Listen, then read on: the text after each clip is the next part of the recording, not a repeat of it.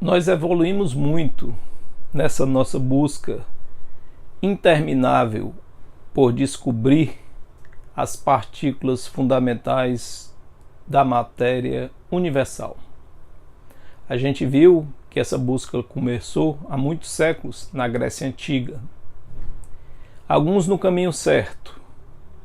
De fato, no século V e IV a.C., Leucipo e seu discípulo Demócrito chegaram à conclusão que o universo é composto por partículas fundamentais chamadas de átomos. Todavia, nós vimos que esse pensamento filosófico e científico dos gregos antigos não encontrou respaldo no filósofo mais eminente da Grécia Antiga, Aristóteles, que seguia o entendimento de Empédocles, de que a matéria universal era resultado da combinação de 4 elementos: terra, água, fogo e ar. E esse passou a ser o entendimento predominante sobre tudo o que existia no universo em termos de matéria. Até chegar ao início do século XIX, quando houve uma reviravolta nesse entendimento, principalmente a partir da publicação e dos estudos de John Dalton. Dalton passou a adotar um entendimento de que, de fato, a natureza é composta por estruturas fundamentais, elementares, indivisíveis, chamadas por ele de átomos. O átomo de Dalton, a partir do seu livro, que foi publicado em 1808, e de seu entendimento, seria como se fosse essa esfera, uma esfera maciça, que a gente não poderia dividir ou cortar. Uma esfera como essa, claro, milhões de vezes menores do que um grão de areia. Esses seriam os átomos, e eles comporiam tudo que existe no universo em termos de matéria. Essa era a visão que passou a ser a predominante na ciência no século XIX. Dalton vinha estudando os átomos há pelo menos uma década e vinha publicando seus trabalhos desde 1803 até 1808, quando publicou o seu livro mais conhecido. A teoria atômica de Dalton, todavia, foi aperfeiçoada, digamos assim, ao longo de todo esse século XIX. Para se chegar ao final do século XIX e início do século XX, há uma nova visão atômica da matéria. Não é que os átomos deixassem de existir, é que eles apenas sofreram um novo entendimento a partir de descobertas em laboratórios, principalmente na Inglaterra, mas também na Alemanha. A Alemanha e a Inglaterra no século XIX eram o que são hoje os Estados Unidos em termos de desenvolvimento da física. Eles estavam na ponta da ciência e na ponta da física. E a partir de laboratórios e de testes que envolveram vários cientistas, foi descoberto que os átomos são compostos por estruturas ainda menores. Portanto, os átomos não seriam indivisíveis.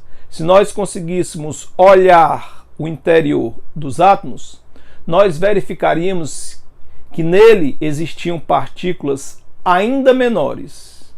Então, a visão de que os átomos eram fundamentais estava equivocada. Na verdade, os átomos de fato são componentes universais da matéria. Toda a matéria do universo, um prédio, uma rocha, um ser vivo, ela é composta por átomos, e esses átomos, todos eles estão previstos na tabela periódica, são os elementos químicos. Ocorre que o aperfeiçoamento, a partir dos experimentos, consistiu na descoberta que os átomos eram compostos por estruturas ainda menores. Portanto, eles não seriam as partículas indivisíveis do universo. Eles poderiam ser divididos, cortados em componentes ainda menores. O que se descobriu no final do século XIX e início do século XX foi que os átomos são compostos por partículas chamadas de prótons, nêutrons e elétrons. Foram vários os cientistas que se envolveram nessas pesquisas e nesses estudos. Mas a ciência elege alguns para destacar como responsável pela descoberta dessas partículas componentes dos átomos. A primeira partícula a ser descoberta foi o elétron. No final do século XIX, em 1897, J.J. Thomson descobriu o elétron. Em seguida, no início do século XX, em 1911, Ernest Rutherford descobriu uma partícula carregada positivamente. Ele descobriu o próton. Finalmente, em 1932, Chadwick descobriu o nêutron. Então veja, no final do século XIX até o início do século XX, 1897, J.J. Thomson, elétron. 1911, próton, Rutherford. 1932, Chadwick, nêutron. Descobriram-se as partículas que até hoje são as partículas conhecidas como as partículas formadoras ou componentes dos átomos. Todos os átomos que existem na tabela periódica, todos os átomos que existem na Terra, todos os átomos que existem no universo são compostos por prótons, nêutrons e elétrons. Quase todos, né? Porque o hidrogênio, o número 1, só tem um próton e um elétron, não tem nêutron. Mas praticamente todos os elementos químicos da tabela periódica, à exceção do hidrogênio, o número 1, são compostos por prótons, nêutrons e elétrons. E os átomos mudam de nome.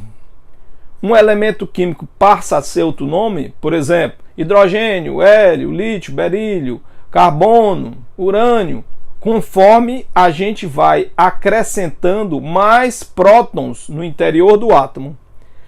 Cada vez que a gente acrescenta prótons no átomo, ele muda de nome, ele passa a ser outro átomo, ele passa a ser outro elemento químico.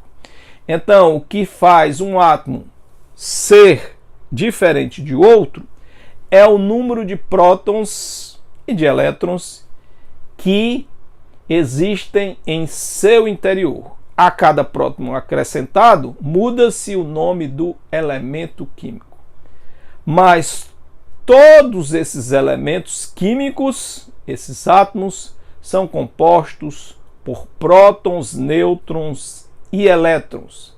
Veja que não faz tanto tempo assim, então, que nós descobrimos que os átomos não são as estruturas fundamentais, indivisíveis da natureza, que na verdade eles podem ser divididos. Então, ainda persiste e continua a busca pela partículazinha fundamental, elementar da matéria, a partícula ou as partículas.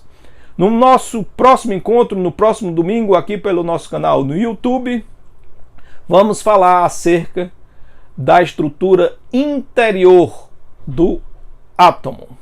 Até o próximo domingo, então, aqui pelo YouTube, com o nosso curso História do Universo.